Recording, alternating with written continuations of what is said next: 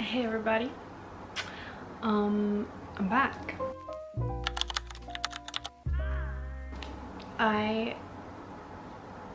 When did I film my last video? Probably 2 weeks ago, I want to say. Yeah, I thought I would just sit down this evening and chat about how things are. Yeah, so it's been 2 weeks since I ended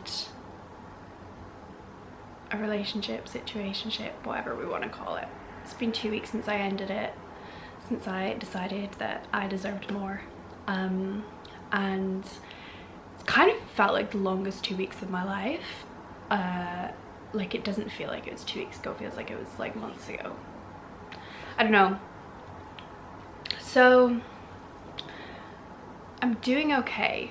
Like, in the past 2 weeks I have felt happy again which is the biggest indicator that something is not right for you. Is as soon as you leave this situation you feel happy again. But again, not that kind of, like, I've not felt like ecstatic happiness, you know, oh my god, everything is amazing, I love my life. It's been like a lot of quiet moments when I'm kind of sat there walking, thinking, oh, everything feels okay right now, and I actually don't have anything to worry about right now, and I feel very grateful for my life. I feel very content. I felt excited to see my friends again and excited to make plans again, because I think you do realize, but you don't realize the extent of how much like an OCD spike, an anxiety spike, drains you. Like, you do know it, but it's one of those things that once you're out of it, you're able, I just feel like I have all this energy. I feel like I feel very exhausted in some senses, because it's kind of the come down of months and months and months of like just absolutely obsessive rumination, being very heavily triggered. Like, my OCD has been triggered all the time, so it's a come down of that, and my brain can now finally rest and I have been trying to give my body what it needs and just sleep when I want to sleep and take naps if I need to nap, because even when I was in this relationship I was often not sleeping because my mind would just not stop. It would not stop ruminating and going over things. So on one aspect I am so mentally exhausted, but then on the other hand I'm not, because I have all this free space in my brain, and it's kind of incredible. It's really nice. I think people that have intense anxiety and maybe OCD will understand that, almost like when your OCD spike finally drops, when it passes, when your anxiety about a specific thing passes, it feels so bizarre to not have something to obsess over. And it's definitely kind of like a scary tipping point, because I have literally been writing about this week, that for so long I would wish for silence in my brain. I just wanted peace in my brain. I just wanted to have normal thoughts again. But when that arrives, it's terrifying, and it's actually unnerving, and I don't know what to do with it. And I've definitely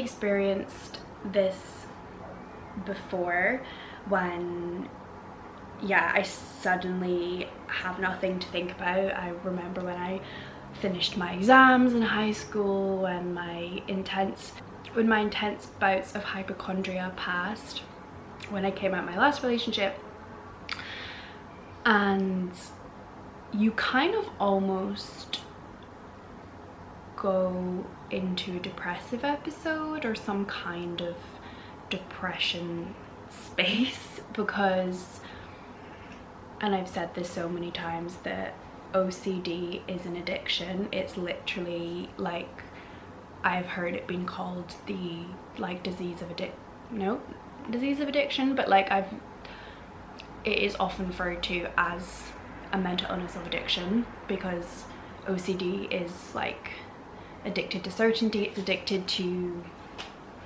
rumination, anything, anyway. So when that all falls away, you're kind of left going, is this all there is? And I've spoke about this before, that yeah, you almost want to find something to focus, and that's why like this is almost the risky period where I have to be very careful, because my brain is searching for something else to think about, because the silence up here is unfamiliar, and it's unbearable, and it's terrifying, because how do we operate when we're like this? So to be honest, my hypochondria has been heightened. Like, I've been letting things about my health get to me more than maybe I would usually, because my brain is like, oh great, like we can worry about this now. And I'm so terrified of admitting that things are okay, and I'm so terrified of being happy. It's like I'm not allowed to be happy, because my life is often like this in terms of my mental illness. And yeah, you want that almost adrenaline of thinking about something over and over and over again. You like, I am in such a weird way, I miss it, because again, it's been a very long time since I've not had intense anxiety and OCD. I don't know, and I've made a bit of video about this 3 years ago at uni, of I don't know who I am when I'm not anxious and when I'm not depressed. I definitely know more than I used to, but even now, like, it's an ongoing discovery, because for a lot of these periods of my life, it's like, okay, I'm Evie and I have really bad OCD, I'm Evie and I have really bad anxiety, and I'm Evie and I'm really depressed. But like, when that falls away, I don't know who I am. I don't know how I operate, and it's really scary to be 23 and not really know. And yeah, I definitely, like, you know, across the years and even the past 2 weeks, like, there is glimmers of, oh, like, this is who I am, and I like doing this when I'm, you know, not feeling so low. And I really want to dedicate my time right now to not being scared of not having like a spike in mental illness. I don't know if that makes sense, but like, not being scared of not being in a depressive episode, or not having an anxiety episode or an OCD episode. And that sounds so weird, but you become so comfortable with your mental illnesses because you know how they work, you know how to operate when you have them, and people almost treat you accordingly. But I've always said from a young age, and I remember hearing someone else talk about this on a video like ages ago. I have a feeling it was Zoella, but I'm not sure, about that your mental illnesses are a part of you, but they're not all of you.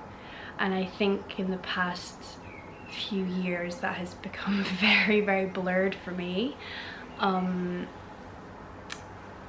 That it feels like it's my identity is taken away when I don't have something to worry about, and I don't want that to be a thing.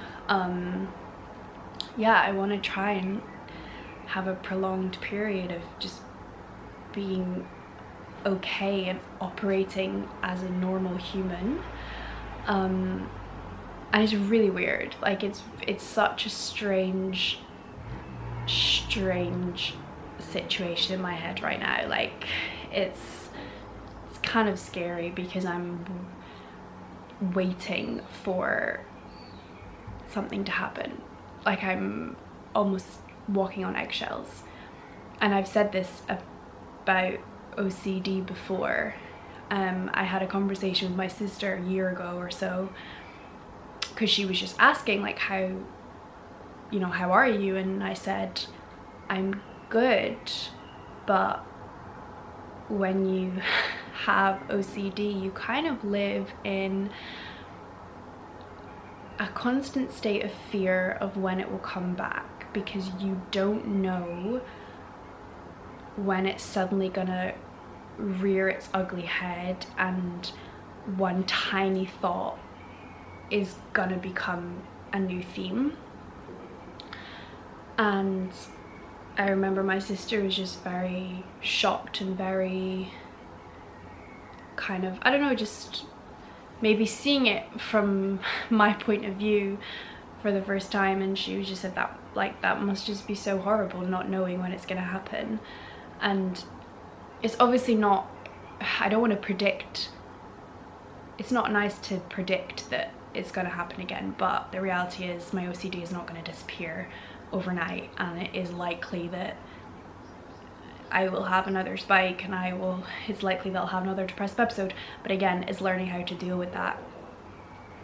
But yeah, right now I feel, and like when people are asking me how I am, like I feel okay. And I do feel like in this past 2 weeks, like I can feel myself coming back. I can feel myself emerging. And the fact that I have had the thought like, oh, I feel happy right now, and I did not have that probably for the entirety of the relationship, is a sign that I made the right decision. And I do know that I do not regret my decision. I know that it was the absolutely right thing to do.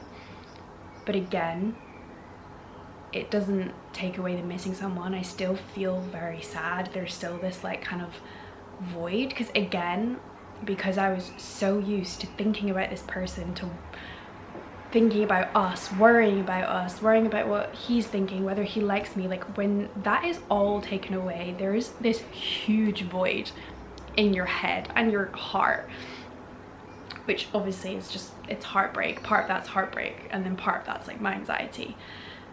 So it's trying to fill that void with good things, but unfortunately you have to just sit with the missing. You have to sit with the sadness and the feelings of hurt that come up when you think about them, or you're reminded of them, or like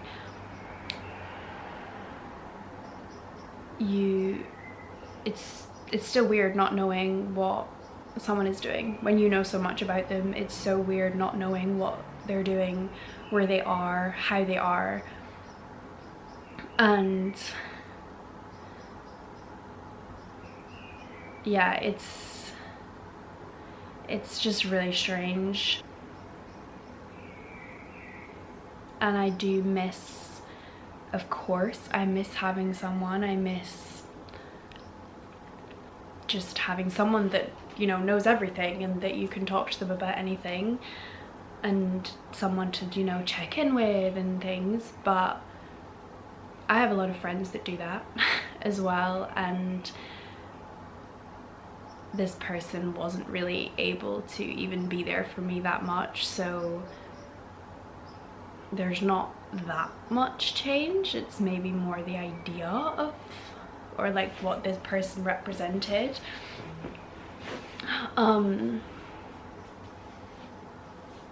Yeah, I don't know, it's weird. I feel like I'm spending a lot of time alone. I've been very busy and busy, and I feel very blessed to have so many social plans and things to do. I feel very blessed that I have built a life here, that I have activities and hobbies and like friends here. I feel so blessed that I'm able to like fill my calendar with good things at the minute. So I am, you know, getting out and seeing people and doing things, but I'm also spending a lot of time alone with my thoughts, which has, like I said, been okay. It's very weird, but I'm trying to get used to this kind of more steady thinking stream. Yeah, I don't know, I just feel very strange at the minute. I think that is what I would title how I'm feeling.